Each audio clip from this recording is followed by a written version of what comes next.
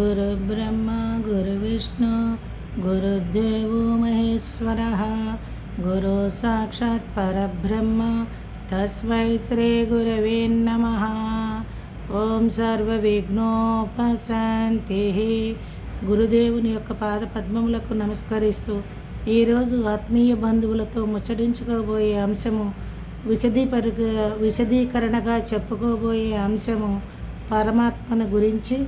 పరమాత్మ ఎవరు, ఏమిటి అని మన పెద్దలు ఏమని వసించారు అనే విషయాన్ని గురించి మనము కూలంకషంగా చెప్పుకుందాము. పరమాత్మని అనేక మతముల వారు అనేక నామరూపాలతో పరమాత్ముని పేరిడి పూజించి సేవించి తరించుచున్నారు. కొంతమంది అల్లా అని, కొంతమంది యెహోవా అని, పరమేశ్వరుడని, పరబ్రహ్మమని, ఇలాగా అనేక ఏకంకాయని అనేకంగా మతాల వారు ఆయా మతానికి సంబంధించినట్టుగా పేర్లు పెట్టి పరమాత్మను పూజించుచున్నారు. మతాల యొక్క సారాంశం అంతయు ఒక్కటే అని చెప్పుచున్నారు. అన్ని మతముల సారము పరమాత్మ ఒక్కడే అని చాటి చెప్తున్నారు. అట్టి పరమాత్మ ఒక్కడే అన్న పరమాత్మ ఏ రూపంలో ఉన్నాడు, ఎలాగా మనం తెలుసుకోవాలి అనే విషయాన్ని ఇప్పుడు మనం చర్చించుకోబోతున్నాము. పరమాత్మ నిరాకారుడని, నిశ్చలుడని, అచలుడని, అద్వితీయుడని, అఖండుడని, అప్రమేయుడని, స్వప్రకాశుడని ఇలా పరమాత్మ గురించి చెప్తారు. నిరాకారుడు అంటే ఆకారం లేనటువంటి వాడు, ఆయనకి ఎటువంటి ఆకారాలు లేవు. నిర్గుణుడు అంటే ఎలాంటి గుణాలు ఆయనకి లేవు, ఆపాదింపబడి ఉండలేదు. అఖండుడు అంటే చిన్న చిన్న ఖండాలుగా లేనటువంటి వాడు, అఖండమైన స్వరూపము కలిగిన వాడు. అచలుడు అంటే కదలకోకుండా ఉన్నటువంటి వాడు. నిశ్చలుడు అన్నా కూడా కదలకోకుండా ఉన్నటువంటి వాడు. అద్వితీయుడు అనగా ద్వైతముగా కనబడకోకుండా ఉండినటువంటి వాడు. ద్వైతము అనగా వేరు వేరు రూపాల్లో కనబడకోకుండా ఉండువాడు. పుట్టుగిట్టులు లేనివాడు, పుట్టడము మరణించడము అటువంటి స్థితులు లేనటువంటి వాడు. శాశ్వతుడు, ఈ కాలమునందున్నాడు ఆ కాలంలో లేడు అని చెప్పడానికి వీలు లేనటువంటి వాడు. సర్వకాల సర్వావస్థల యందు ఉన్నవాడు. సర్వవ్యాపి, సర్వము వ్యాపించి ఉన్నవాడు. సర్వ జగత్తునంత నిండి నిమిడీకృతమై ఉన్నవాడు. అనంత విశ్వము నిండా ఉన్నవాడు. అఖండ తేజోస్వరూపుడు, అనంతకోటి తేజస్సుని కలిగి ఉన్నవాడు. శతకోటి సూర్యభానువుల ప్రభ కలిగి ఉన్నవాడు. శతకోటి సూర్యుడికి ఎలాంటి కాంతి మనం అనుభవిస్తున్నామో అలాంటివి కోటాను కోట్లు సూర్యుడి యొక్క ప్రకాశము కలిగి ఉన్నవాడు అని అర్థము. ఇలా పరమాత్మని చెప్పుకొనిచున్నాము. అలాంటి పరమాత్మని మనం ఎలా గుర్తెరగాలి, ఎలా దర్శించాలి? సర్వకాల సర్వావస్థల యందు పరమాత్మని సేవించే భాగ్యం మనకు ఎలా వస్తుంది అని మనం యోచించిన ఎడల సర్వవ్యాపి అయిన పరమాత్మ అంతటా ఉన్నాడని కదా అర్థము. అంతటా ఉన్న పరమాత్మ మనలో కూడా ఉన్నాడనే అర్థం. మనలో ఉన్న ఆ పరమాత్మని మనం తెలుసుకోవడానికి గాను జగద్గురువులైనటువంటి కమలీ బాబా వారు సులభముగా పరమాత్మ యొక్క తత్వాన్ని బోధపరచడం కోసం దివ్య గ్రంథాన్ని రచించి మనకు అందించి ఉన్నారు. ఆ గ్రంథంలో ఆయన భక్తులకు మానవాళికి మలిన మానవుల్ని మహామానవులుగా మార్చాలని ఆయన సంకల్పం చేసుకొని 6 ప్రకరణలు 6 తత్వాలుగా వాటిని మనకు అందించి ఉన్నారు.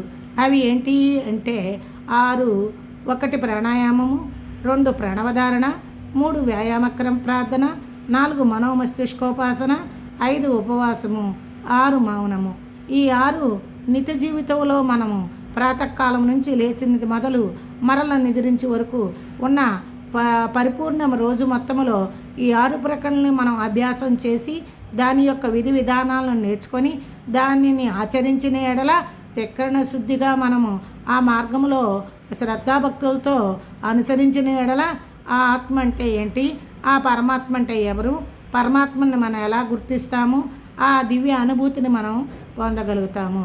కనుక పరమాత్మని చేరే భాగ్యాన్ని అతి సులువుగా ఎటువంటి కష్టము లేకోకుండా మహనీయులందరూ పడి హిమాలయాల్లో తపస్సు చేసి అరణ్యాల్లో ఉండి అన్నపానాదులు మాని శుష్కిపోయి శరీరం క్షీణించి అటువంటి స్థితులు కలగకుండా తమ బిడ్డలందరికీ కూడా సులభమైన మార్గంలో ఆ స్వప్రకాశుని తత్వాన్ని ప్రకటితం చేయాలని బాబాగారి సంకల్పంతో మనకి ఇటువంటి మార్గాన్ని సునాయాసంగా ఆత్మ అంటే ఏంటి, ఆ పరమాత్మను మనం ఎలా గుర్తిస్తాము అనే విధి విధానాలని మనకు ప్రసాదించిన ఆ జగద్గురువు పాదపద్మములకు వేల కోటి నమస్సులను సమర్పించుచున్నాను.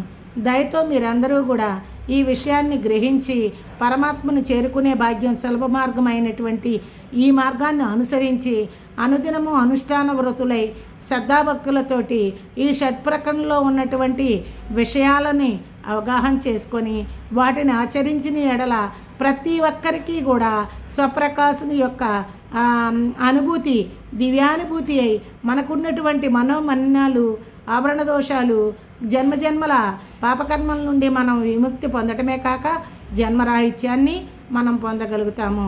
స్వప్రకాశ ధర్మస్వీకారే జన్మ కర్మ నివారణే అని బాబాజీ ఉపదేశించి ఉన్నారు. ఎవరైతే ఆ స్వప్రకాశుడై ఉన్నాడో స్వయం ప్రకాశుడై ఉన్నటువంటి ఆ పరమేశ్వరుడు ఆయన ఎవరి మీద ఆధారపడాల్సిన అవసరమే లేదు.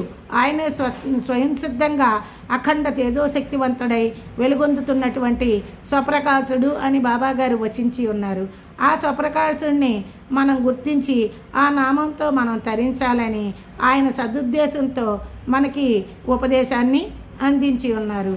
అంతటి మహద్భాగ్యాన్ని మనం పొంది మనం తరించాలన్నదే నా అభిమతము కూడా. ఈ విధంగా స్వప్రకాశుని సేవించి ఆ షట్సత్వ సాధనను ఆచరించి మనం అందరము కూడా జీవన్ముక్తి జీవించుతూనే ముక్తి పొందడం అంటే జీవన్ముక్తి. రాజయోగ మార్గంలో మనం ఎటువంటి అరణ్యాలకి వెళ్ళనవసరం లేదు, ఎటువంటి ఉపవాసాలు ఏమీ చేయనవసరం లేదు. సిద్ధాంతంలో ఉన్నటువంటి తత్వజ్ఞానాన్ని తెలుసుకొని జ్ఞానజ్ఞ దగ్ధ కర్మాణం అన్నట్లుగా ఏ జ్ఞానం తెలిస్తే పాపకర్మల నుంచి మనం విముక్తి పొందుతామో ఆ జ్ఞానాన్ని తెలుసుకొని నిష్కామిగా సాక్షిగా మనం నిర్గుణలుగా మారే మార్గాన్ని ఎంచుకొని గుణరహితులుగా మనం ఆ పరమాత్మనికి వందనము సమర్పిద్దాం. ఓం జయ శాంతి, విజయ శాంతి, దివ్య శాంతి.